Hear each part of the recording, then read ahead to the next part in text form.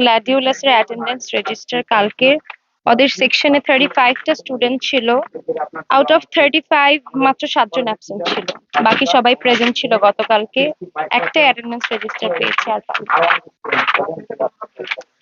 হবে কোনো একটা ক্লাসে, কারণ এখানে হচ্ছে একদম ক্লাস প্লে থেকে 8 পর্যন্ত স্টুডেন্টরা ক্লাস করতো।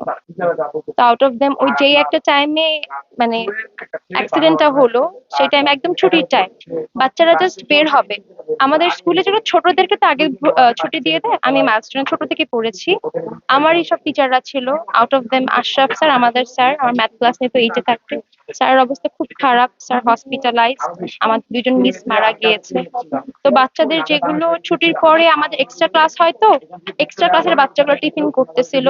তো গতকালকে সিএমএইচে একজন সৈনিকের সাথে কথা বলে শুনলাম যে বাচ্চারা টেবিলে টিফিন খাওয়া অবস্থায় যে সিচুয়েশনে বসেছিল, ওই অবস্থায় একদম স্টিফ হয়ে গিয়েছিল বডি, মানে একদম ভাবেই পুড়ে বার্ন হয়ে ওই অবস্থায় বসা ছিল, হাতের মধ্যে স্পুন ছিল, খাবার খাচ্ছিল, ওই অবস্থায় নিয়ে গেছে। আরেকটা বাচ্চা দোতলাতে, বড় ছেলেটা তাকে জিজ্ঞেস করতেছিল যে আঙ্কেল আমাকে প্লিজ বাঁচান, আমাকে আঙ্কেল প্লিজ নামাই নিয়ে যান।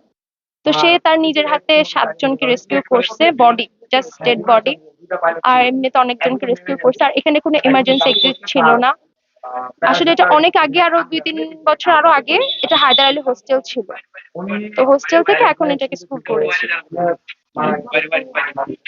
আমার নাম হুমায়রা বুশরা, আমি গত বছর মাইলস্টোন থেকে এইচএসসি 24 ব্যাচ।